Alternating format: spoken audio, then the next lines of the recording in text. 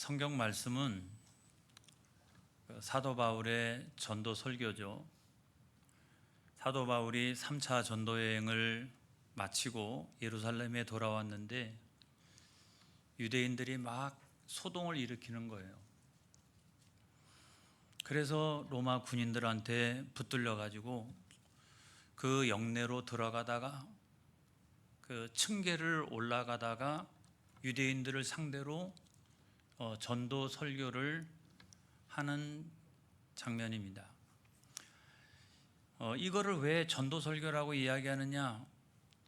앞부분에 보면은 간증의 내용이 많이 나옵니다만은 나중에 뒷부분에 가서 보면 예수님의 최종적인 어떤 구원의 계획 이런 것들이 쫙 나오거든요. 그래서 이거는 단순한 간증이 아니라 전도 설교에 가깝다라고 생각을 합니다. 근데 전도 설교를 하고 싶었을까? 사도 바울은 왜 그 순간에 전도 설교를 하고 싶었을까? 유대인들에 의해서 지금 끌려가고 있잖아요. 로마 군인들에 의해서 잡혀가고 있잖아요. 그런데도 불구하고 그 순간에 그 영내 계단에서 전도 설교를 하고 있어요. 여러분 같으면 거기서 자기를 잡아 죽이려고 하는 유대인들 앞에서 전도 설교하고 싶겠어요? 그냥 어떻게 되든지 그 영혼이 어떻게 되든지 나는 상관없다. 그런 마음이 있지 않았을까? 그럼에도 불구하고 사도 바울은 그 좁은 층계 계단을 올라가면서 전도 설교를 해요. 저는 이 장면을 보면서 우리가 전도란 환경의 문제는 아니구나, 전도는 마음의 문제구나 하는 생각이 들었어요. 얼마나 전도하려고 하는 마음이 크면 자기를 잡아가는 사람들, 자기를 끌고 가는 사람들 앞에서 전도 설교를 할 수가 있을까? 그런 생각이 드는 거죠. 여러분, 중요한 것은 마음이라는 생각이 들어요. 우리가 공부도 마찬가지 아닙니까? 공부하려고 하는 마음이 없는데 좋은 방에다가 책상에다가 좋은 교재에다가 아무리 그런 것들을 제공해 줘도 소용이 없습니다. 공부하려고 하는 마음이 없으면 소용이 없는 거죠. 사업을 하는 사람도 마찬가지잖아요. 여러분, 우리나라뿐만 아니라 세계적인 대기업을 소유하고 있는 그런 기업가들 얘기를 들어보면, 그들의 전기를 들어보면 고비마다 어렵지 않은 때가 한 번도 없어요. 그거를 잘 이렇게 지나온 거거든요. 포기하지 않는 마음, 그리고 그와 같은 위기의 때도 하나님 주시는 어떤 창조적인 지혜, 그런 걸 가지고 새로운 기회를 만들어 갔던 사람들이 그런 사람들이에요. 여러분, 오늘날 우리가 전도 환경도 마찬가지 아닙니까? 전도하기가 참 어려운 시대가 되었죠. 어떻게 보면 전도 환경이 최악이라고 해도 과언이 아니다 싶어요. 저출산, 고령화, 또 인구 소멸의 시대, 그렇게 이야기를 합니다. 그래서 대도시 같은 경우는 좀 다르고 신도시 같은 경우는 좀 다릅니다만은, 이게 농촌 지역에 가면 갈수록 평균적으로 10학급이었던 곳이 초등학교가 3학급이 됐대요. 이렇게 인구가 줄어가고 있는 거거든요. 인구가 줄어가고 있는데, 교회 안에서는 여러분 30, 40 세대만 문제가 되는 게 아니고 10, 20 세대에도 탈종교화 현상이 얼마나 많이 일어나는지 알 수가 없습니다. 30, 40 세대도 문제지만 10, 20 세대는 더 심각해요. 그래서 우리나라의 종교 인구를 조사한 그런 것을 보면 우리나라 전체 인구에서 종교를 갖지 않은 사람의 비율이 63%, 그리고 그냥 기독교, 불교 할 것 없이 다 합쳐가지고 종교를 가지고 있는 사람들의 비율이 37%. 여러분, 기독교에 대해서 사람들이 사회적인 신뢰도를 어느 정도 갖고 있느냐? 나는 그래도 기독교 신뢰한다, 21%. 나는 기독교 별로 신뢰하지 않는다, 74%. 나머지는 그냥 5%는 나는 관심도 없다, 이런 거죠. 얼마나 심각한 문제예요. 그래서 교회 안에 나타나는 현상 가운데 하나는 부익부 빈익빈 현상이 나타난다는 거예요. 그래도 이제는 전도해가지고 개척교회 참 어렵습니다, 여러분. 상가에 있는 교회들 대단히 어렵습니다, 여러분. 중형교회도 어려운데 그나마 요즘 잘 버티고 있는 교회들은, 대형 교회들은 그나마 잘 버티고 있는 거예요. 그러니까 교회 안에서도 부익부 빈익빈 현상이 나타나고 있는 거죠. 이런 현상들이 이제 나타나고 있으니까 이제 어떻게 하면 교회를 온전히 세워갈 수 있는 거냐, 출구 전략을 짜는데 대부분 많이 이야기하는 것이 뭐냐면 이 축소 시대에 맞는 목회 전략을 가져야 된다. 예전처럼 교회 성장 그렇게 안 된다. 그러니까 전 사회가 경제도 어렵고 아무튼 이러기 때문에 인구의 숫자도 점점 줄어들고 이러니까 어차피 사회가 축소 사회로 갈 수밖에 없다. 그러니까 거기에 맞춘 어떤 목회 전략을 가지고 있지 않으면 안 된다. 또 유일한 활로라고 하는 것은 이 전통적인 교회에서 선교적인 교회로 전환을 하지 않으면 안 된다. 이런 이야기들을 굉장히 요즘 많이 하고 있습니다. 저는 다 맞는 이야기라고 생각합니다. 다 맞는 이야기라고 생각을 해요. 그런데 이런 전도 환경을 생각해 보면 역사 이래 참 최악이다. 최악이다.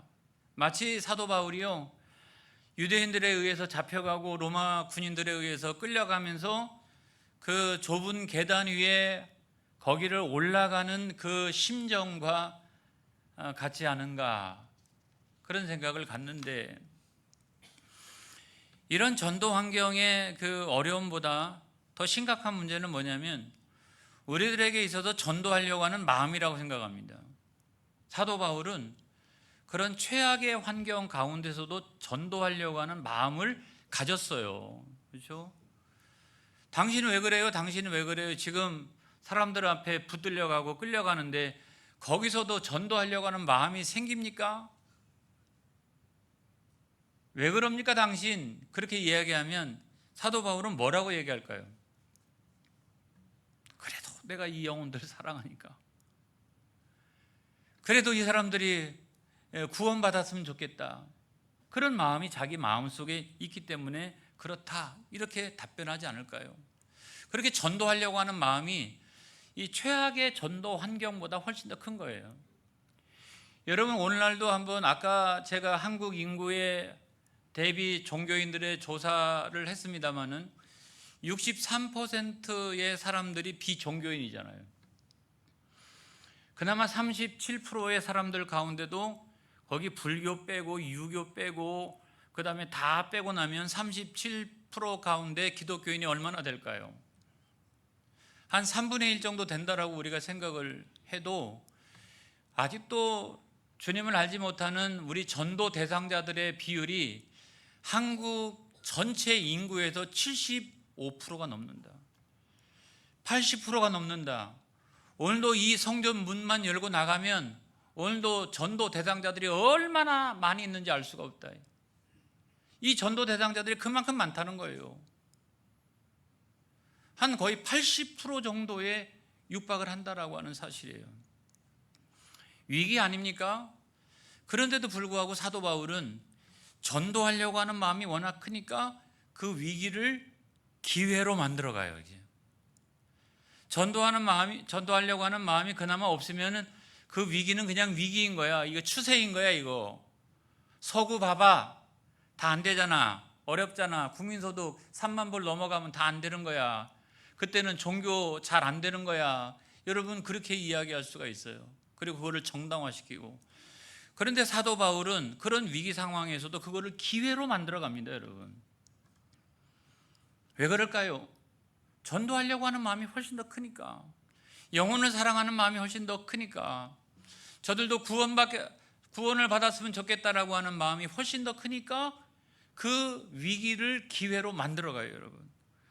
자, 사도행전 21장 37절에 있는 말씀을 보겠습니다. 시작. 바울을 데리고 영내로 들어가려 할 그때에 바울이 천부장에게 이르되 내가 당신에게 말할 수 있느냐? 이르되 내가 헬라말을 아느냐? 그렇게 얘기했어요. 지금 꽁꽁 묶여가지고 지금 계단 위를 올라가고 있는 중이잖아요. 그런데 자기를 붙들어 가고 있는 로마의 천부장한테, 그 로마의 천부장한테 이야기를 하는 거예요. 내가 당신한테 좀 얘기 좀 할 수 있느냐 그러지. 여러분, 헬라어로 얘기했을까요? 히브리어로 얘기했을까요? 예? 로마 사람한테 여러분 히브리어로 얘기를 했을까요? 아니면 헬라어로 얘기를 했을까요? 헬라어로 했겠죠, 이게. 그러니까 이 로마 천부장이 깜짝 놀랐고 너무 반가운 거예요. 아, 유대인 가운데 이렇게 헬라 말을 잘하는 사람이 있구나 싶어가지고, 야, 내가 헬라 말을 아느냐 그런 거예요. 너무 반가워가지고. 그러니까 내가 사실은 헬라 말도 아는데 나는 원래 여기서 태어난 그런 유대인은 아니고, 나는 저기 그 다소라고 하는 티르키예 지역에, 거기 길리기아 이 다소에서 태어난 유대인인데 해외 동포에 가까운 사람이죠. 그래, 나는 우리 동족들한테 할 말이 좀 있다. 나를 지금 이렇게 붙들어 가고 있는 우리 동족들한테 내가 좀 할 말이 있다고, 할 말이. 그러니까 헬라 말도 잘하고 뭔가 공감이 이루어지니까, 그래? 그러면은 네 동족들한테 네가 한번 얘기 좀 해봐. 그래가지고 여러분 전도 설교를 할 수 있는 기회를 얻었다는 거예요. 그래가지고 사도행전 22장 2절에 있는 말씀에 보면 다 같이 시작. 그들이 그가 히브리 말로 말함을 듣고 더욱 조용한지라 이어 이르되. 그랬어요. 여러분, 여기에는 지금 유대인들이 잔뜩 있는 거예요. 근데 저 사람은 해외 동포예요. 근데 히브리 말을 잘할 거라고 하는 생각이 별로 없어요. 그런데 불구하고 유창하게 이 히브리어를 구사하니까 그 유대인들의 입장에서 얼마나 반가워요. 그러니까 조용하게 히브리어로 그가 하는 말을 듣기를 시작했다는 거죠. 여러분, 오늘날에도 언어가 굉장히 중요한 시대가 되었습니다. 언어가 중요한 시대가 됐는데, 앞으로 시간이 조금 더 지나면 아주 다른 지역에 나가는 거에 대한 부담감이 덜어질 만큼 요즘 AI 뭐 이런 것들을 통해 가지고 통역이 실시간 이루어지는 그런 시대가 거의 지금 우리에게 다가오고 있는 상황이지만, 그럼에도 불구하고 언어가 굉장히 중요한 거예요. 왜냐하면 우리가 하나님의 말씀을 듣거나 복음을 들을 때는 모국어로 들어야 합니다. 번역기가 중요하다, 통역이 중요하다라고 하는 이야기도 결국은 모국어로 들어야 이 하나님 말씀을 제대로 이해할 수 있거나 복음을 제대로 받아들일 수 있기 때문에. 그래서 헬라 사람들한테는 어떤 말로? 헬라어로 해야죠. 유대인들에게는 어떤 말로? 히브리어로 해야 되는 거죠. 그래서 선교의 역사를 뭐라고 얘기했냐면 성경 번역의 역사다, 그렇게 얘기합니다. 성경 번역의 역사다. 그래서 이 전 세계에 나가 있는 선교사들이 노력을 해가지고 지금 전 세계에 거의 아직도 전도받지 못한 그런 종족들이 많이 있지만, 그런 사람들을 상대로 해가지고 그 나라나 종족의 말로 성경을 번역해 가려고 하는 노력을 굉장히 많이 하고 있어요. 이제 거의 없다시피 할 정도로 아프리카나 아니면 저 남미 쪽 산골 속에 살고 있는 어느 종족이나 남태평양의 그런 원주민들이나 이런 사람들을 제외하고는 거의 이제 성경 번역이 거의 다 이루어지고 있는 그런 시대를 살아가고 있어요. 그래서 여러분, 제가 가끔 이제 기도원 협회가 있지 않습니까? 기도원 협회가 우리 교회를 방문하는데, 매년 방문하는데 그 전년도에도 내용이 똑같고 작년에도 내용이 똑같고 올해도 이렇게 우리 교회를 방문한다라고 그러면 제가 거절하지 않아요. 내용이 거의 똑같은데도 불구하고 제가 왜 그럴까요? 그건 뭐냐면 이 사람들이 아직도 주님을 알지 못하는 수많은 사람들, 그 나라와 민족의 언어로 성경을 끊임없이 번역해 가고 있기 때문에 그런 거예요. 우리가 헌금하고 있는 그 헌금을 통해 가지고 지금 아직도 자기네 나라 말로 되어져 있는, 모국어로 되어져 있는 이 성경을 갖지 못하고 있는 수많은 사람들을 향해서 그들이 그런 노력을 하고 있기 때문에 제가 한 번도 거절해 본 적이 없어요. 그냥 오세요. 뭐 작년에 했던 말씀이나 올해 했던 말씀이나 똑같은데 그래도 오세요. 제가 그렇게 하는 이유가 거기 있는 거예요. 그래서 그만큼 언어가 중요하다. 언어가 중요한데, 근데 제가 아는 어떤 목사님은 거꾸로 되는 경우도 있어요. 그분은 해외 유학파인데 국내에서 목회를 해요. 근데 너무 영어를 많이 써요. 제가 언젠가도 한번 봤는데 영어를 너무 많이 쓰는데 보통 쓰는 게 아니에요. 지나치다 싶어요. 어떤 때 꼭 영어를 사용하고 한국 국어를 가지고 잘 이렇게 설명할 수 없는 어떤 특정한 단어가 생겼을 때 영어를 사용하는 건 좋지만, 너무나 쉬운 단어, 우리가 잘 알고 있는 단어도 무조건 영어로 이렇게 이야기하니까 그 교회 교인들이 처음에는 굉장히 좋아했어요. 왜요? 우리 목사님이 굉장히 많이 배우신 유학파시다, 막 이렇게 굉장히 좋아했어요. 근데 그분은 얼마 목회 못하고서 사임했어요. 왜냐하면 처음에는 너무 좋았는데 나중에 들어보니까 도무지 알 수가 없어요. 그래가지고 나중에는 성도들이 사전 갖고 와야 돼. 이게 오늘 목사님의 특정한 단어가 뭔데, 이게 도대체 뭐냐, 이게 도대체 뭐냐. 그러니까 하나님의 말씀이 모국어로 안 들리는 거예요. 복음이 모국어로 안 들리는 거예요. 이렇게 공감이 안 되는 거예요. 아멘이 안 되는 거예요. 그러니까 은혜가 안 되는 거예요. 그래서 그런 상태로 몇 년을 지나다 보니까 도무지 은혜가 안 되는 거예요. 그러다가 나중에 그분이 그 교회에서 목회를 사임하고 말았어요.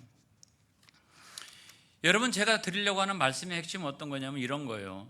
사랑하는 성도 여러분, 우리가 전도하려고 하는 마음이 크면 어떤 위기적인 상황이 있다 할지라도 그 위기적인 상황을 기회로 만들어 갈 수 있다. 할렐루야. 야, 지금 다 상황 어려워, 힘들어. 그런데 저는 대표적인 사람이 이 사도 바울이라고 생각해요. 빌립보서 4장 11절로부터 12절의 말씀에 보면, 다 같이 시작. 내가 궁핍함으로 말하는 것이 아니니라. 어떠한 형편에든지 나는 자족하기를 배웠노니 나는 비천에 처할 줄도 알고 풍부에 처할 줄도 알아. 모든 일 곧 배부름과 배고픔과 풍부와 궁핍에도 처할 줄 아는 일체의 비결을 배웠노라. 이게 사도 바울이 이야기한 내용이잖아요. 그러니까 사도 바울은 비천한 사람은 비천한 사람에 맞게 복음을 전할 줄 알았어요. 풍부한 사람은 풍부한 사람에 맞게 복음을 전할 줄 알았어요. 그리고 가난한 사람들한테는 가난한 사람들에게 맞게 복음을 전할 줄 알았다고요. 중요한 것은 뭐냐면 그 상황과 환경이 문제가 아니라 내가 전도하려고 하는 마음이 차고 넘치면 그것이 어떻게 그 위기가 기회가 되어질 수 있다는 거죠. 그래서 사도 바울은 헬라 사람들 만나면요, 헬라 사람들은 논쟁하기를 좋아하잖아요. 우상 잘 섬기고, 헬라에서 모든 사상과 철학이, 현대의 모든 철학들이 다 나왔잖아요. 얼마나 논쟁하기를 좋아하는지 아고라 같은 데 시장터에 모여가지고 막 그들은 논쟁을 벌여요. 그러니까 그때 헬라 사람들을 만나가지고는 사도 바울이 복음을 어떻게 전하느냐, 논쟁적으로 전합니다. 야, 사람의 손으로 만든 신이 신이야? 이렇게. 너희들이 손으로 만든 그 신, 그게 참 신이야? 이렇게 나오는. 뿐만 아니라 철학의 핵심이라고 하는 것이 궁극적 관심 아니겠어요? 인간에게 있어서 궁극적 관심이라는 게 뭐냐? 그러니까 너희들은 궁극적 관심이 뭐냐? 그게 물질이냐 뭐냐? 사람들은 막 궁극적인 이런 것들이 이게 물질이다, 물질 뭐 이렇게 얘기하는 사람도 있는데 그렇지 않다. 구원과 영생과 천국에 들어가는 것이야말로 인생에 있어서 궁극적 관심의 대상이다. 할렐루야. 논쟁 붙는 거예요. 막 논쟁을 붙어요. 뭐가 최고의 학문이냐, 뭐가 철학이냐, 뭐가 최고의 철학이냐 이런 거 갖고 논쟁 붙어버려요. 그런데 자기가 예전에 핍박자라고 하는 사실을 너무나 잘 알고 있는 이 유대인들한테는 논쟁을 붙어서 되는 게 아니거든요. 그러니까 간증을 해요. 간증. 나를 웬만큼 알고 있으니까 간증을 해요. 그 간증의 제목이 뭐냐면 제가 한번 붙여볼게요. 내가 만난 예수님. 이거예요. 그래가지고 나 예수 믿기 전에는 나 너희들보다 더한 사람이야. 내가 더한 사람이야. 너희들 지금 내가 그 율법과 유대교적인 전통 안 지켰다고 나를 지금 결박해다가 지금 나를 끌고 가고 있는데, 내가 원래는 너희들보다 더한 사람이었어. 너희들 나 잘 알지? 내가 원래가 율법적으로 생각해 보면 나는 바리새인 중에 바리새인이야 나는. 그리고 율법적으로 생각해 보면 최고의 율법학자인 가말리엘의 문화에서 내가 공부한 사람이야. 그리고 내가 열심으로는 너희들은 여기서 지금 겨우 나 잡아다가 지금 로마 군병들한테 넘겨주지만, 나는 저 소아시아 지방까지 다니면서 예수 믿는 사람들이랑 다 붙들어다가 감옥에다 넘기고 죽을 때 옆에서 박수치고 그랬던 사람이 바로 나야. 스데반 집사 죽을 때도 내가 옆에서 찬성했던 사람이야. 나는 당신들보다 더한 사람이었어. 나는 그렇게 이야기하니까 유대인들이 공감이 되잖아요. 이게 얼마나 공감이 돼요. 그런데 나는 너희들보다 더한 사람이었는데 내가 어느 날 예수님을 만났어. 그날도 나는 다메섹으로 예수 믿는 사람들을 붙들어다가 그 사람들을 다 죽이려고 내가 그 다메섹으로 가고 있는데, 막 가는 중에 호련히 큰 빛이 내게 임하고 다른 일행들이 잔뜩 있었는데 그 빛이 나한테만 임하는 걸 어떻게 나한테만 그 구원의 빛이 나한테만 임하는데. 여러분, 그래서 우리가 구원받는 것은 가족이라고 해서 구원받는 것도 아니고 친구라 해서 구원받는 것도 아니고 그 누구라고 해서 구원받는 거 아닙니다. 뭐냐면 구원의 빛이 나한테만 임한 거예요. 나한테만. 이 일행 가운데서. 그래가지고 그 순간 너무 강력한 빛이니까 그 눈이 멀게 되었어요. 보지 못하게 되었어요. 그런데 그 속에서 음성이 들려옵니다. 사울아 사울아, 내가 어찌하여 나를 박해하느냐. 주님 누구십니까? 주님 누구십니까? 나는 내가 박해하는 나사렛 예수라. 그러면 내가 무엇을 앞으로 해야 됩니까? 라고 했더니 내가 지금 말할 수는 없고 다메섹에 들어가면 누가 그것을 너에게 이르리라. 이런 엄청난 체험을 내가 했다는 거예요. 나 너희들보다 더한 사람이야. 내가 오늘날 달라진 것은 나 예수님 만나서 그래. 나 예수님 만나서. 여러분, 우리가 예수님을 만난다라고 하는 것은 이런 거라고 생각해요. 어떤 분은 당신 예수 어떻게 만났냐고 그러면 꿈속에 예수님이 싹 하고 지나가는 걸 봤다는 거예요. 그 뒷모습을 봤다는 거예요. 우리 교회도 있어요. 어떤 분은 이렇게 앞모습을 봤다는 거예요. 지나가는 옆모습을 봤다는 분도 있어요. 여러분, 그게 우리가 예수님을 인격적으로 참되게 만난 것이 아니에요. 그건 너무너무나 귀한 체험이지만 그 체험 얼마나 귀한 거예요. 그런 체험하신 분들 많지 않잖아요. 너무나 귀하지만 내가 예수님을 인격적으로 만난다라고 하는 건 그게 아니에요. 주님 누구십니까? 이 질문에 대한 응답을 받는 것이 예수님 만난 거예요. 주님 누구십니까? 나에게 찾아오신 그분, 성령님으로 내 안에 들어오신 그분, 주님 누구십니까? 그래서 그분이 바로 하나님 자신이시요, 나를 너무너무나 사랑해서 육신을 입고 세상에 내려오셔도 내 죄를 대신하여 십자가에 죽으셨나니 그분이 유일한 나의 구원자시라.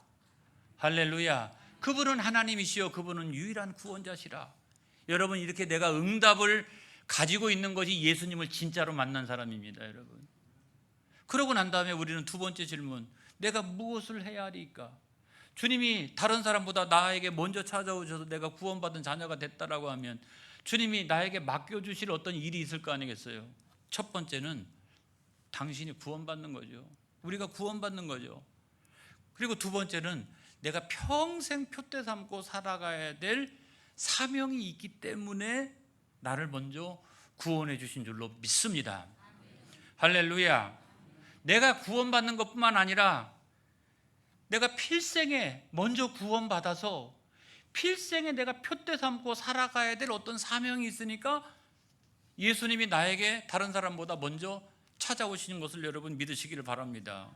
이걸 믿으시기를 바라요. 그게 우리의 사명인 거예요. 사명.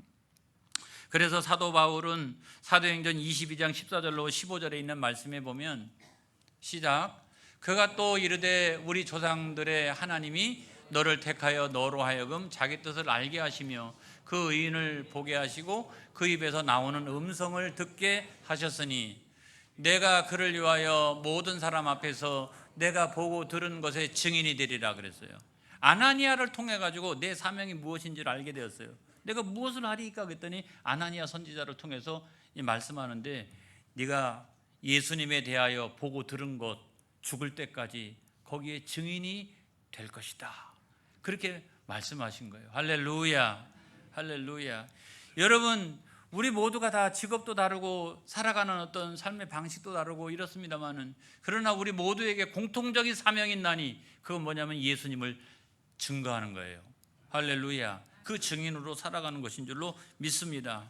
그리고 난 다음에 세 번째로, 그래서 예수 믿은 다음에 어떻게 됐는데, 이게 중요한 거 아니겠어요?